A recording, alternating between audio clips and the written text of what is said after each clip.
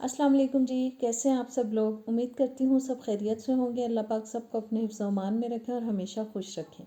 आज रोगनी नान की रेसिपी लेके आई हूँ आपके लिए, जो कि मैं 3 तरीक़ों से बनाना बताऊँगी। बहुत आसानी के साथ इसको आप आराम से घर पे बना सकते हैं। तो आइए बिस्मिल्लाह करते हैं। नीम गर्म दूध ले रही हूँ मैं 1 कप। 1 टेबल स्पून जाएगी इसके अंदर चीनी, 1 पैकेट यीस्ट का। और यीस्ट डालने के बाद चम्मच की मदद से इन तीनों चीज़ों को हम अच्छी तरह से मिक्स करेंगे और 10 से 15 मिनट के लिए रेस्ट देंगे, ताकि यीस्ट जो है वो अच्छे से राइज़ हो जाए, अच्छे से फूल जाए। 15 मिनट गुजरने के बाद मैंने 1 किलो मैदा ले लिया। 1 टीस्पून साबुत ज़ीरा डाला है, आधा टीस्पून कलौंजी, आधा टीस्पून अजवाइन, 1 टीस्पून डालेंगे नमक, 1 अंडा जाएगा, ऑयल 3 से 4 टेबल स्पून, आधा टीस्पून बेकिंग पाउडर और यीस्ट डालेंगे, जो कि बहुत अच्छी तरह से फूल चुका है। अच्छी तरह से निकाल लेंगे और तमाम चीज़ों को अब हाथों की मदद से हम अच्छी तरह से मिक्स करेंगे, ताकि हमारा ज़बरदस्त सा डो तैयार हो। और तमाम चीज़ों को मिक्स करने के बाद अब जो मैं पानी इसमें डालूँगी वो भी मैंने नीम गर्म लिया है। ठंडा पानी डालेंगे तो डो जो है वो ख़राब हो जाएगा, फूलेगा नहीं। लिहाजा इसके अंदर अब जितना पानी जाएगा वो नीम गर्म ही जाएगा। बस थोड़ा थोड़ा पानी डाले जाएंगे और इसको मिक्स करते जाएंगे। और मिक्स करने के बाद थोड़ा सा गूंद लिया मैंने। अब थोड़ा सा मैं लगा रही हूँ इसके ऊपर ऑयल। आटे के ऊपर ऊपर भी अच्छी तरह से इसको रब करेंगे और बोल के अंदर भी अच्छे से लगा देंगे। और मैंने माइक्रोवेव को तकरीबन 2 मिनट के लिए लगा के गरम कर लिया। इसको ढकेंगे और उसमें रख देंगे। गरम जगह पे रखेंगे तो बहुत अच्छा डो बनेगा। और तकरीबन 45 मिनट के लिए मैंने इसको रखा था। और देखें कितना ज़बरदस्त सा डो हमारा रेडी हो चुका है। मिक्स करते हैं इसको ताकि एयर निकल जाए इसके अंदर से। और अब मैं शेल्फ पे स्प्रिंकल कर रही हूँ खुश्क मैदा। जितना आपको पेड़ा लेना है आप लें अपने हिसाब से। और पेड़ा लेने के बाद इसको अब हम बेलेंगे।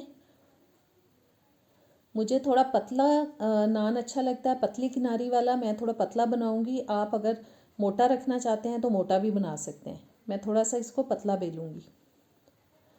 और जी बेलने के बाद अब हम हाथ की मदद से, आप हाथ से करना चाहें तो कर सकते हैं। आपके पास वो एक सांचा होता है इसका नान बनाने का, वो अगर आपके पास है उससे आप निशान लगा सकते हैं। या कोई भी आप चम्मच ले सकते हैं। जैसे लकड़ी के स्पून्स होते हैं उनकी बैक के साथ आप इसको इस तरह से निशान लगा सकते हैं। मैं हाथों की मदद से लगा रही हूँ और निशान तकरीबन लग चुके हैं नान के ऊपर।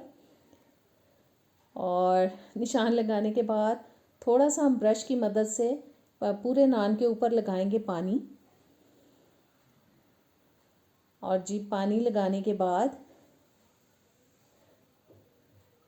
ये लग चुका है जी पानी।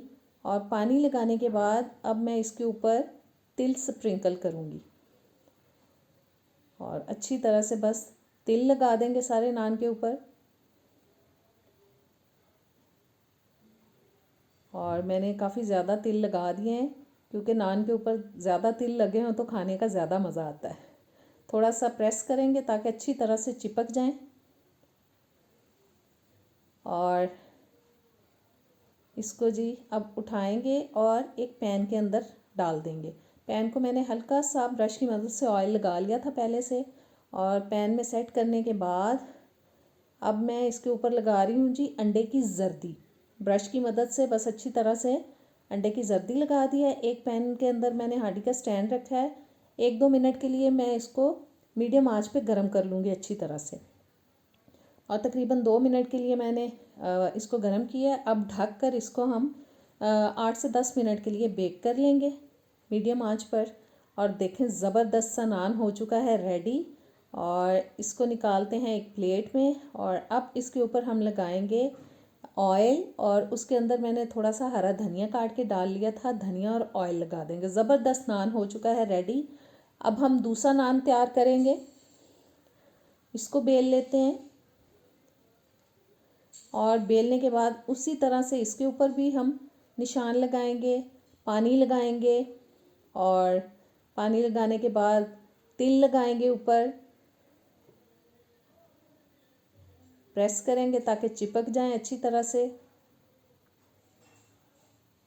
और जी अब मैंने एक पैन ले लिया है, इसके अंदर मैं थोड़ा सा ऑयल लगा रही हूँ और नान को इसके अंदर डाल देंगे और बस मीडियम आंच पे हम दोनों साइड से इसको पकाएंगे। इस वाले नान पे मैंने अंडे की जर्दी नहीं लगाई, आप चाहें तो लगा भी सकते हैं, मैंने नहीं लगाई। और देखें कितना ज़बरदस्त इसका कलर आया है। बस अच्छी तरह से हम इसको दोनों साइड से सेक लेंगे, थोड़ा प्रेस करेंगे ताकि ये बिल्कुल भी कच्चा ना रहे। बस जी ये भी हो चुका है रेडी। इसकी बिल्कुल शक्ल तनूर वाले नान की तो नहीं आती, लेकिन बहुत ज़बरदस्त होता है खाने में। ये भी बिल्कुल इसका टेस्ट बाज़ार जैसे नान जैसा ही लगता है। और अब मैंने तीसरा नान ले लिया, उसी तरह से अंडे की जर्दी वगैरह लगा के उसको तैयार कर लिया है। ग्रीस्ड पैन ले रही हूँ और पैन में इसको भी अच्छे से सेट कर देंगे और इसको हम बेक करेंगे 180 पे। और देखें जी मैंने 7-8 मिनट के लिए इसको बेक किया। ज़बरदस्त नान रेडी हो चुके हैं हमारे। कैसी लगी रेसिपी? उम्मीद है पसंद आई होगी। इजाज़त दें, अल्लाह हाफिज़।